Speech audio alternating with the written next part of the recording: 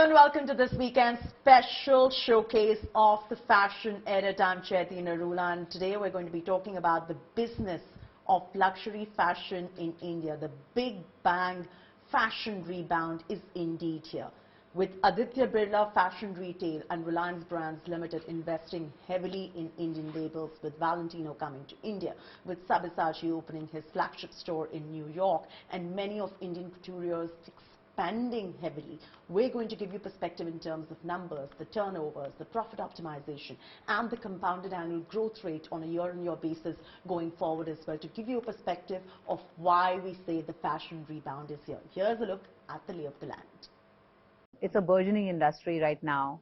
Everybody's into style. They want, different things from life, like especially women. I see fashion going a long way in India. Is the big bang fashion rebound here? Recently, the fashion industry seems to be cantering after the slow trot of the pandemic, with Aditya Birla Fashion Retail Limited, or the ABFRL, and RBL, which is Reliance Brands Limited, investing in major designer labels. Sabyasachi flagging a second collaboration with Bergdorf Goodman. Pernya's pop-up store planning to list in the next 3 years. I believe it's growing 25% on a year-on-year basis as well. Do you see this trend continuing going forward? When you talk about luxury as a segment, it is anywhere between 20 to 25% in the last 20 years. And plain and simple, if the market is today, let's say 15 to 20,000 crores, can it become 40,000 crores in next 5 years? Pretty easily. Valentino already launching in India, and the rise of the luxury platforms like Agio Luxe, Tata Click Luxury, and many more. There seems to be an undeniable movement in this space. If you look at the run and how many people got invested in and are still continuing to do so, there's a lot of corporate funding, because the corporates have realized that they've taken their premium brands to perhaps the max, and everybody always wants to move up. They are able to create and realize value by doing what they're very good at, and by letting people who are in the design field doing what they're good at, and therefore they see a huge uptick in sales. Luxury kids is doing well in India. Today we're at a 20% market size, and we established our first store here in 2011, and since then we've just been expanding. Why are designers today saying couture is exploding? What is it about couture that is suddenly exploding after the pandemic? This industry has been growing over the last 20 years at a rapid pace. There's a report of 2000 when there were very few designers like Ritu Kumar, JJ, Tarun, Rohit Bal. Back then this used to be only a 150 crore market. Today it's anywhere between 15,000 to 20,000 crore. So obviously in the last 20 years as well, it's grown over 100 times. So probably the reason for the spike which everybody is seeing around, including Tarun and even us, is probably because it's not just the pent-up demand of the people who are as part of the family in the wedding, but it's also the number of people attending the wedding. The Euromonitor International placed the luxury goods market in India at $6 billion in 2021, with an estimate to hit $8.5 billion in 2022. This despite a surge in the inflation levels. Whenever Indian diaspora, like in America, whenever people leave this country, go there, they always want to be connected with their roots, and they always want to come back. They always want to experience India. Whether it's a third generation or second generation who's living there, they still have relatives here. So they want to keep coming back, because our work is so beautiful. It's steeped in tradition, in heritage, in culture. The craftsmanship is so beautiful. And we have a lot of designers, our own designers, who have gone abroad, and because of their exquisite Indian traditional, embroidery, they are imparting an Indianness to the Western dresses there. So I think it's a give and take, whether it's Balenciaga coming here or our designers going there. I think fashion is global, and people should enjoy all kinds of fashion everywhere in the world. According to the Atlas of Affluence report, in the consumer's mind, fashion as a monolith connotes luxury far more strongly than jewelry, watches, cars, and even travel. I would have assumed people would have spent more on jewelry looking at that as an investment because there's a buyback value to it. But when it comes to, say, clothes and couture or Pret for that matter, spending that much money is a spend more than an investment. But still fashion ranked higher than jewelry. What would you attribute the reason for? I know you've not written that report, but I'm just stating what the report had to say. Fashion is the easiest to adapt as a category for a consumer, because when you talk about a consumer, you're looking at what percentage of consumer will be influenced by it. So there would be watch lovers, there would be car lovers, there would be people, you know, who are looking to invest, you know, in an art, let's say, which can also be treated as luxury. But fashion is easiest. There seems to be a shift in the demographic of those who are luxury buyers, especially high-end fashion. While the Gen Z may not have spends on luxury fashion earmarked as the top priority, they are likely to be the future buyers. According to a report by SIA Partners, they already account for 50% of the luxury sales. This number is likely and estimated to grow past 70% by 2025. I think the younger generation is a lot more evolved.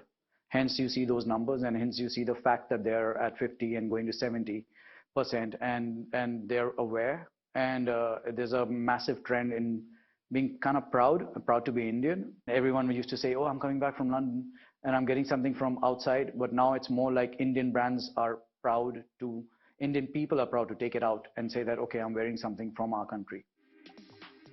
According to the World Inequality Report 2022, India and China experience faster jumps in private wealth compared to wealthy nations. Private wealth in India went up from 29% in 1980 to 560% in 2020. In New Delhi, with inputs from Vaishnavi Gaharwar and Riya Modi, Chaiti Narula for India Today. Couture is exploding in India, and this is not an overstatement or a hyperbole. This is being backed by numbers, and our next report is going to tell you why couture is exploding. With the expansion of major couturiers into multiple brick-and-mortar stores, along with Union Minister Piyush Goyal giving the right kind of push to the textile industry and the real heroes of the couture world, which is the artisans and craftsmen finally getting their due, with reverse migration happening and just so much happening in the world of couture. Let's give you that perspective now. Take a look at the next report.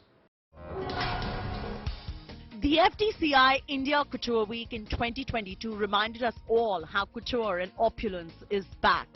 The world, after all, has just come out of the goblin mode of the pandemic. Fashion is somewhere directly proportional to the status. More covert than overt online jewelry. You know, luxury buyers are not looking at resale, definitely not selling it again, but actually enjoying each and every piece that they purchase, hoping to pass it down to the next generation. Corporate investment is the only way forward. Because, you know, we were a draped economy for long centuries. No one had to know how to stitch. You just lapate to beautiful fabrics, so they made beautiful fabrics. So something has changed in there, and it's percolating downwards through, you know, Shahpur-Jad or other boutiques or wherever these things are coming. And I think the millennials are responsible for that. Luxury can be intoxicating, with millennials having the discretionary spends. While bridal couture is what India has traditionally been known for, the creations by the likes of Amit Agarwal, Gaurav Gupta, Rahul Mishra, Anamika Khanna, Siddharth Taitlam and many more prove how Indian couture is far, far beyond just bridal wear. The consumer base today is heavily exposed to Western trends. Indians have been spending overseas on luxury all through. So it's good to see Indian brands, Indian retailers also doing a great job. And that great job is what is attracting the capital. So I think there's a lot of scope. As people become richer, they become more well off. They would want to spend on luxury, and it's a great business to be in. Right? I think pure luxuries would always be more profitable because there's more margin in it. The focal point of couture in India are the artisans and craftsmen of India, who are the real heroes. And with sustainability being the buzzword, consumers are discerning and appreciative further fueling the demand. Our work is so beautiful. It's you know, steeped in tradition, in heritage, in culture. The craftsmanship is so beautiful. And we have a lot of designers, our own designers, who have gone abroad, and because of their exquisite Indian traditional, you know, embroidery, they are imparting an Indianness to the Western dresses there. A lot of clients and people who come and see our work, everyone's very aware of what we're doing. They know the kind of work that we do, they know the kind of intricacy which is there, and they're not only buying into an outfit or a specific day or a function that they're attending to. It's something that they're investing into, which gives them joy and happiness, and something you know, that when they look back into time, they feel happy and they cherish about.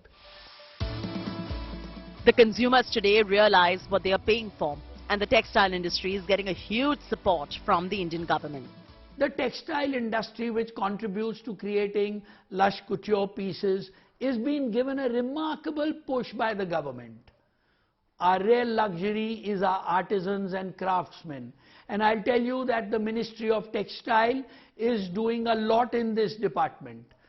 The Minister himself, Mr. Piyush Goyal, as well as the State Minister, Ms. Darshana Jardosh, recently they have said that they want to create the textile industry to reach a target of 42 billion. You know, 7 mega integrated textile parks have already been improved to encourage employment. Add to this the visual world of social media, making the consumer far more aware than before. The world of couture has a lot going for itself. In New Delhi, with inputs from Vaishnavi Kaharbar and Riya Modi, Chaiti Narula for India Today. We cannot have a show on the business of fashion without talking about the fashion weeks. After all, there's a lot of business gets transacted thanks to the fashion weeks, and it's not just about the fun and the energy that you see on the runways. There's a lot of business and real business that is being done. Now, in 2022, thanks to the Fashion Design Council of India, we saw the fashion weeks return in its physical format, and they also went digital in the pandemic era. Going forward, what is the future? Because internationally, we're also seeing a lot of metaverse fashion weeks take place as well. Here is a report which will give you a better perspective. A second Metaverse Fashion Week will officially be held on Decentraland in spring 2023. The fashion and luxury industries at large are now incorporating Metaverse as an integral part of their future.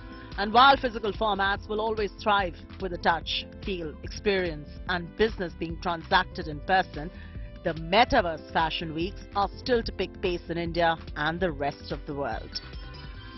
Digital is the future, but we are keen on maintaining a balance between both. Fashion weeks world over have survived many storms and have adapted and invented new formats like we have done. More than Metaverse, we had talked with this company about doing a virtual walk through the store so that you could, I don't think that's Metaverse, but that they could create the whole experience and you could literally put on those things wherever you are in the world and feel that you're in the store to go through. You mentioned Metaverse. I'm so snowed in that unless, you know, some young person who understands this comes along and feels it's really important and we want to put the money in, it's not something that's going to cross my mind. I barely shop online, you know. In fact, I almost never shop online. Or I have to have someone sitting there just for basic things like, you know, Under Armour or these, you know, stretch track pants, which you don't get here. They have to come from, say, the US. That's the only time I'll do it. I'm not interested. I've understood too well that photography can change anything. You can't tell the difference, but you can't tell fit, you can't tell comfort. I mean, why would I shop online? Unless I was buying the identical thing, then I would. The physical form, though, will always be timeless and hold much more relevance. They help designers communicate their stories and narratives. The digital and metaverse fashion weeks have serious limitations. Whether it is the lack of energy on the runway, the technical glitches and a sheer lack of physical touch, they cannot just replace the physical formats. In fact, the Fashion Design Council of India, or the FDCI, adopted a phygital approach during the pandemic. But once that was over, there was energy back on the runway for the better. Well, we are fortunate to be back to the physical format, and that really is where fashion gets a larger than life space to showcase. We also want to give the younger and the relatively lesser known names an opportunity to showcase. With corporate investments buying majority stakes in Indian design houses, the name of the game has changed. Metaverse is still an incoming reality, capitalizing on digital impressions and reach. The focus is heavily now on sustainability and retail growth. We now do shows both in Delhi and Mumbai instead of just one city. We're going to explore opportunities to see if we can target some other cities as well. India has adapted to the digital plus physical formats, but will Metaverse be just a craze that fades, or is it here to stay? Only time can tell. In New Delhi, with Vaishnavi Kaharwar and Riya Modi, Chaiti Narula for India Today.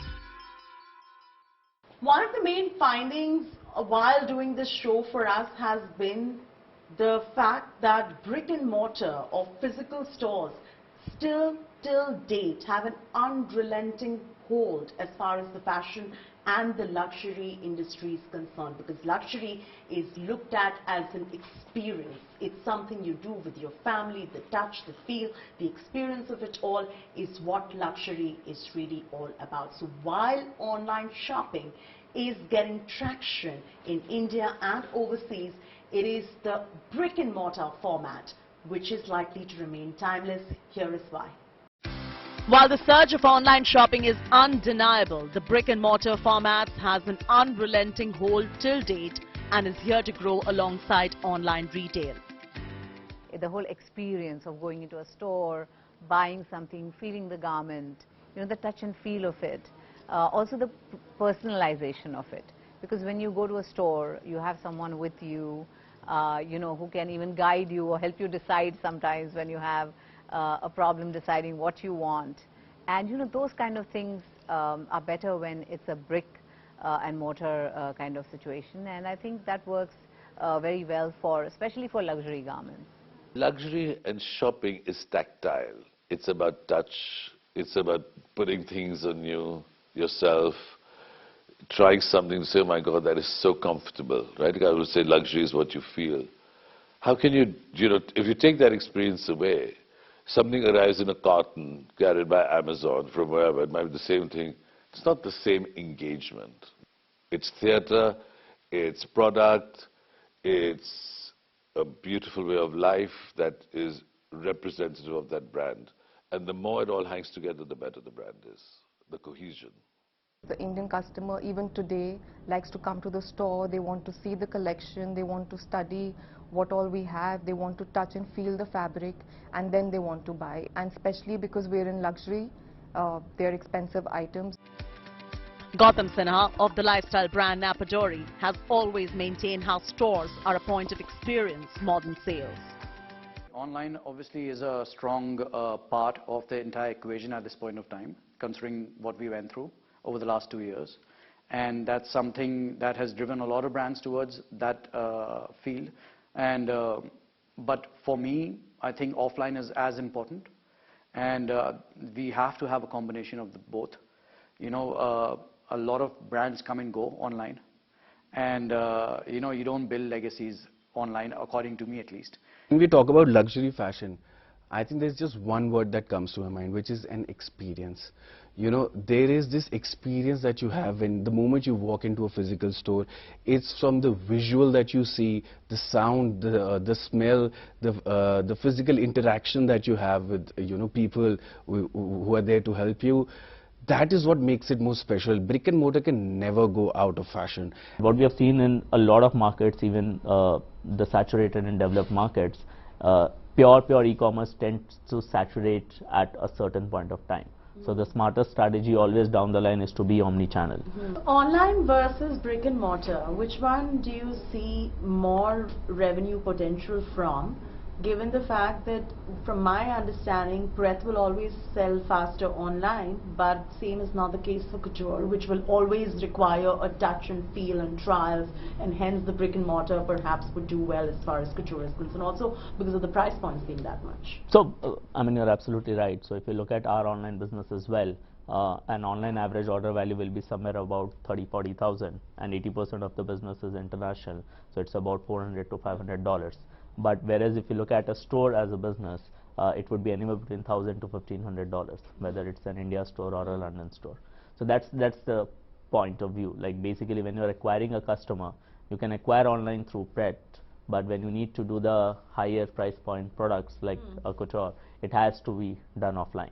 The Atlas of Affluence report's most surprising finding has been the unrelenting charm of shopping in stores as an experience, as opposed to the clinical process of buying online, and hence brick and mortar combined with online presence is the way forward. In New Delhi, with Vaishnavi Kaharwar and Riya Modi, Chaiti Narula for India Today. Let's now talk about the pre-owned luxury market in India. As far as the US is concerned, it is expected to grow to $77 billion in the next 5 years. So where does India stand as far as pre-owned luxury is concerned? There are many reasons why people buy pre-owned luxury. One, of course, as far as the Gen Z is concerned, is all about sustainability. That is the buzzword as far as they are concerned, and kudos to them for that. But the second other reasons that other generations are buying pre-owned luxury is because luxury is available at a better price point when you go to these pre-owned luxury platforms as well. So what is the lay of the land in India? What is the market potential? Where are we to stand as far as this segment is concerned going forward? Our next report tells you more about it. For those who want to own luxury fashion, either for sustainability as a cause or for the affordable price points, India is seeing pre-owned luxury big pace. Second-hand luxury shopping is the future of shopping and retail. I think the other trend I see is that people are very excited to buy. We've just started European labels. They're very excited to buy certain designers. You know, they're the most coveted and popular designers that they're getting at great prices. They're very excited to buy those. I don't think it's the super rich who are buying it because, you know, they would rather have things that are brand new or much more current. But there are people who value things from the past, and there are people who may not be able to afford it, who will, you know, be happy to, it's not a big deal getting, you know. This has existed in flea markets, existed in vintage stores all over the world. It's never been an Indian thing, but it is taking off here, from what I hear. Thrifting can go wrong, but there are platforms that have authenticity checks and processes in place. I think sustainability in the long run is going to be a big player in terms of how brands look at themselves and the markets that they're catering to. In an age where sustainability is a reality, brands today are introducing more people to the circular economy. Then if people are going to just wear and throw, that's going to pile up into these giant mountains. It's like we do for everything else. It's with our packaging. Look at the waste in packaging. I mean, we've done a simple thing like switch all our stores back to water bottles.